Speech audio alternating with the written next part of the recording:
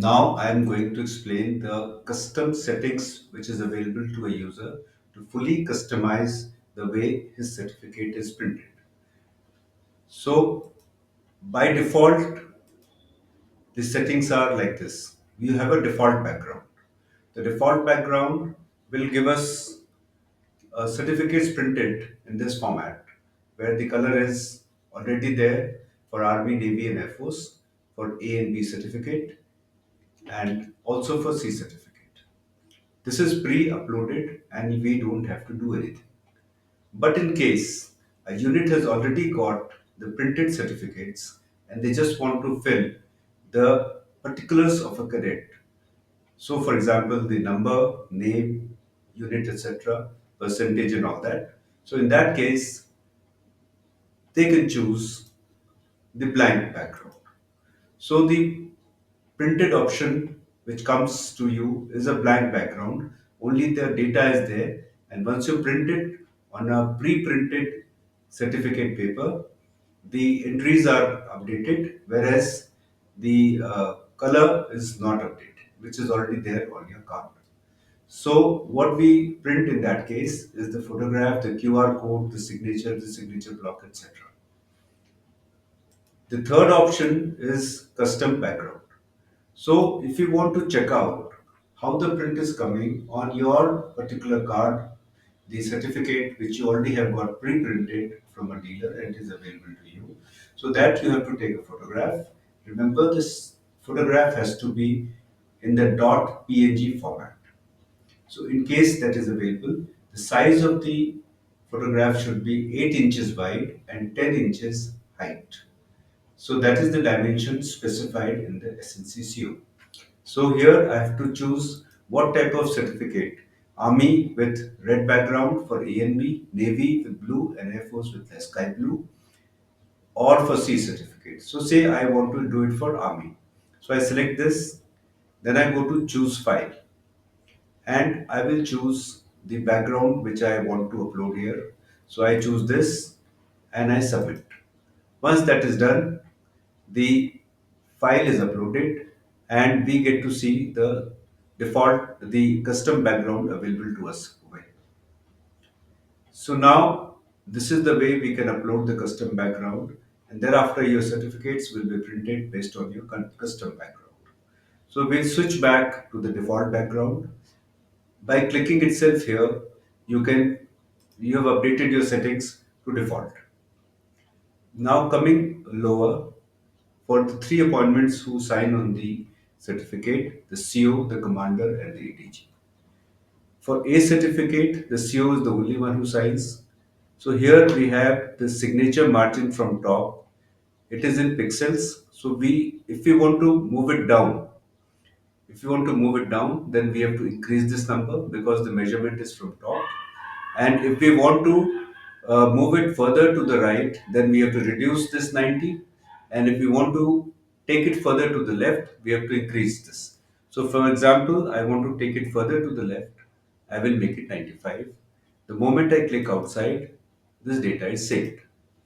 So now when I refresh, we will find that 95 stays. So in our previous example, we found that the signature block was little lower. So the margin block from top is more than required. So let us make it to something like 650 because the signature is at 630. So we want the block to be only 20 pixels lower. So I click outside and it should be updated. So in the similar manner, any of the settings can be updated.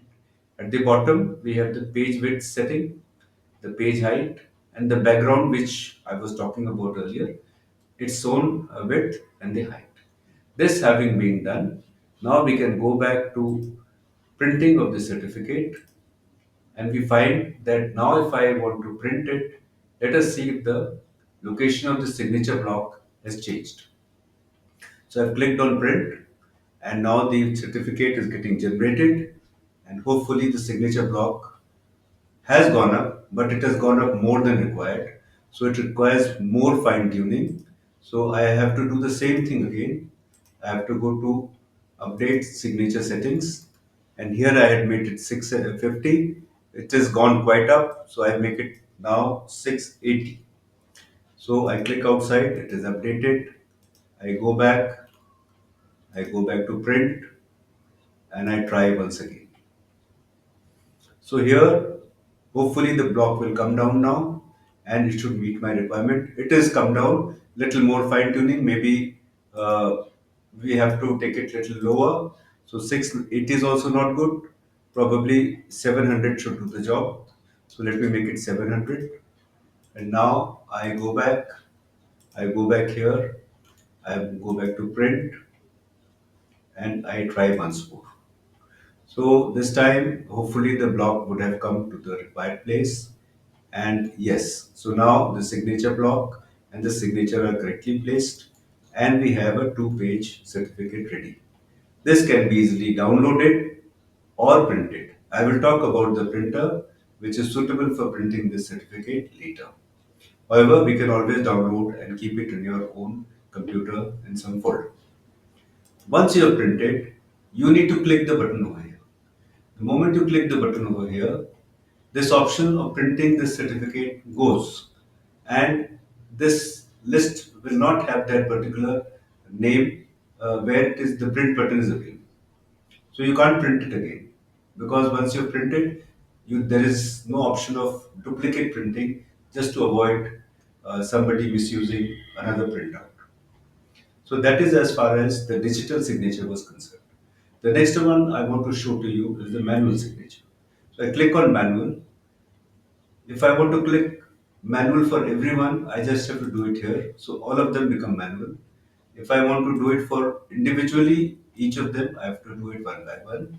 Now with this manual signature having clicked, the ink signature will not come, and what you will get is a certificate with your block and without the signature. So now you can sign it after the print has taken place.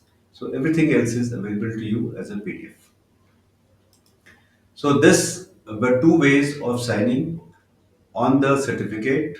I mean, generating the certificate and signing it digitally or signing it manually. Now, the third thing is e-signature. This I will explain in the next video.